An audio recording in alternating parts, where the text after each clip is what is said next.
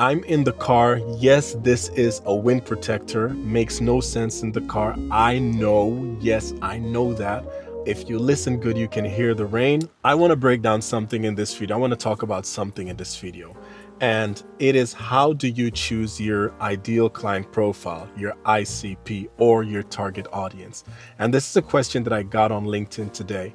Someone asked a question. I post a post about positioning and speaking about the 3 things that you need to do, or the 3 questions that you should ask yourself. Let me go to the post. I'm talking about positioning and saying, pick one thing you want to be known for, pick one target audience, your ICP, and pick one channel. That's basically what I wrote on LinkedIn.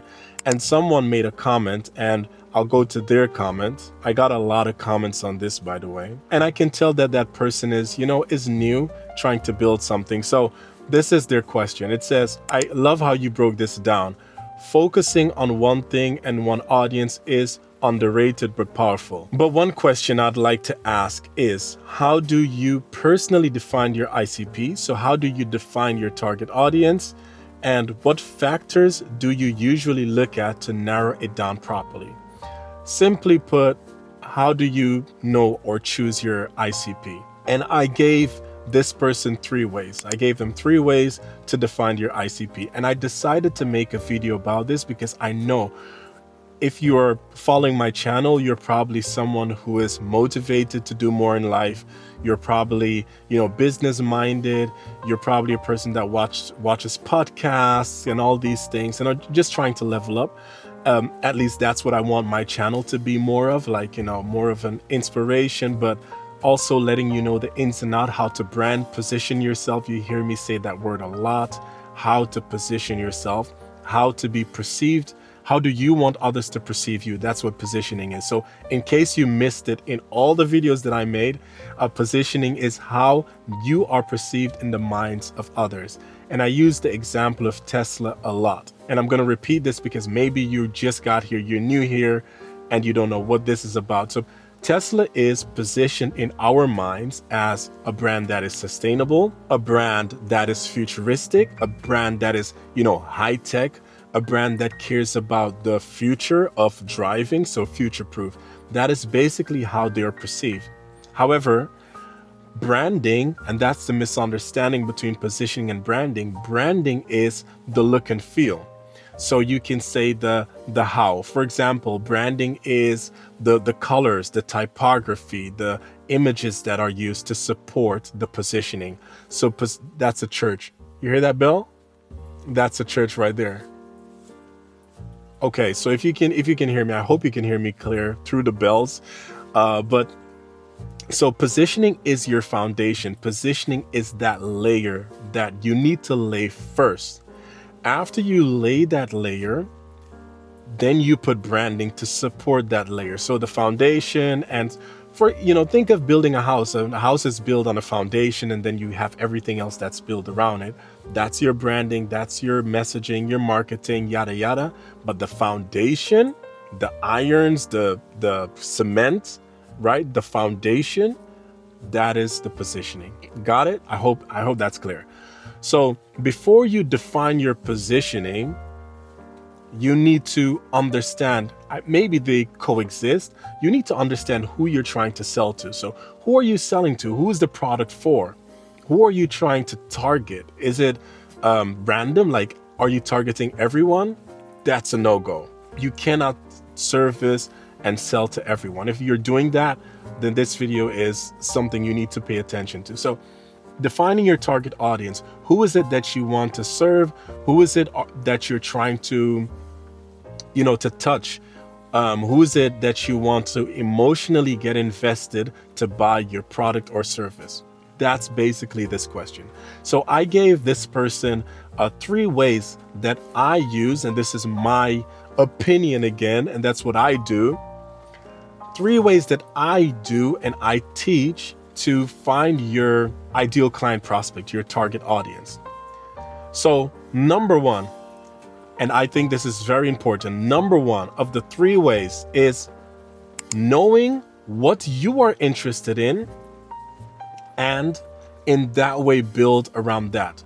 find the people that are interested in that same thing.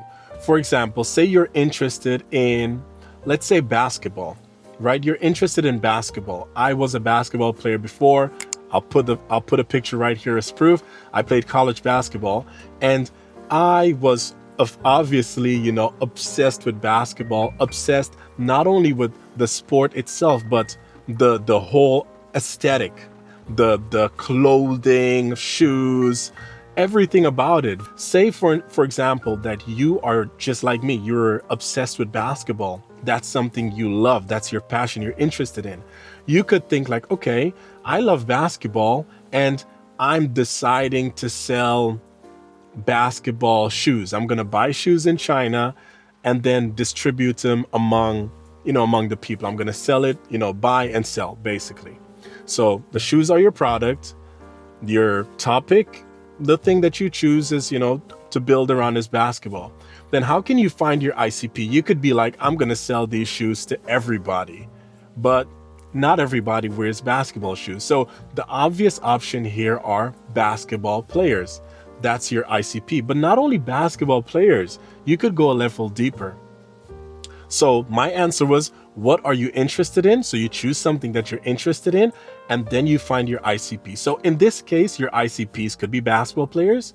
It could be basketball fans. I just had this talk yesterday with someone in the gym he's a basketball player, but he is like crazy about basketball shoes. So he has tons of basketball shoes that he saves, right? I don't know the word. How do you call these people? They're a shoe head.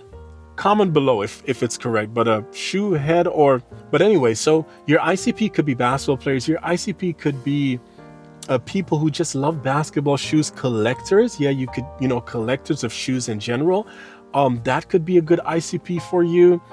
In this example, your ICP could be even physical therapists who, have specific shoes. You could go in the niche of creating the perfect basketball shoes, and you could do a collab with a physical therapy agency that are working with athletes, basketball players maybe, or athletes in general, and just looking for a pair of shoes to, to demonstrate with their patients or clients, or however you want to call it.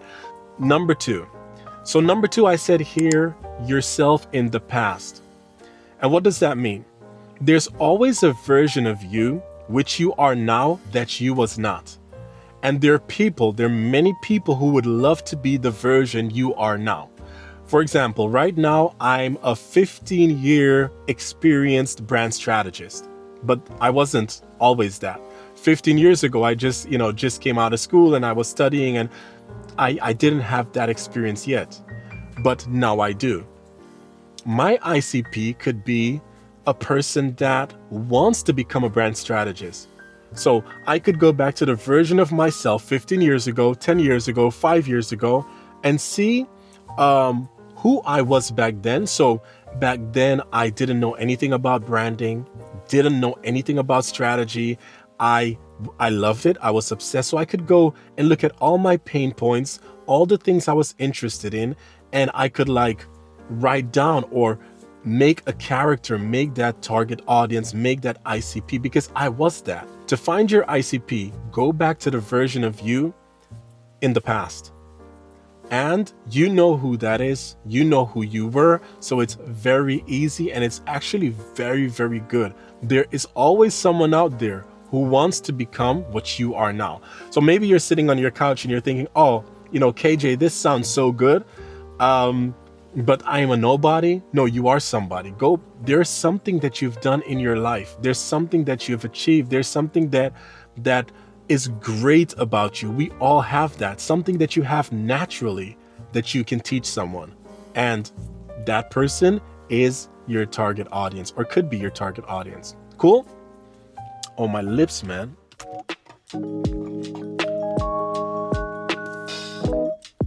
Let's take a breather. Yeah, my lips. Okay. Yeah, so I'm a chatterbox. I thought this video was gonna be like 5-7 minutes, but here I am going on. And the reason is I find this so important, and as you can tell, I'm very, very passionate about this. I'm passionate about positioning, passionate about, branding and just everything that has to do with this world. Okay? So let's move on. Number three. Number three, I wrote, who do I connect with emotionally? And this is a deep one. This is important. When thinking about your ICP and your target audience, you have to think about an emotional connection. So the first two would be very simple. Okay, your interest and also who you were in the past. That is quite simple. But the other way to find your ICP is thinking about the emotion. So an emotional connection or emotional state of mind. Let me give you an example. There are people who grew up without parents. So if you're a person and you did not grow up with any parents, you know how it is not to have parents.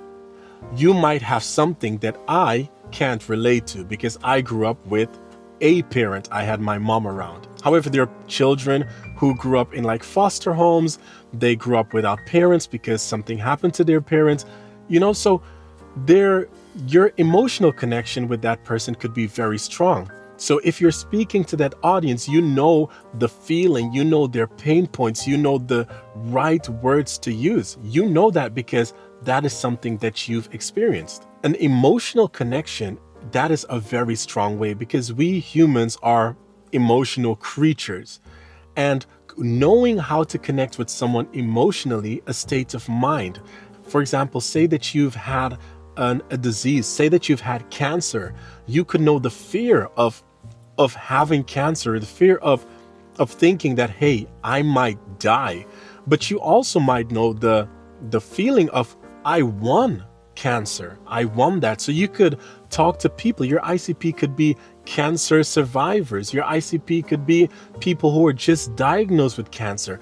You understand what I mean? So you could find your ICPs in that ways too. So that emotional connection, that is one that not a lot of people talk about. So today I gave you 3 ways to find your ICP. First, your interest. What are you interested in?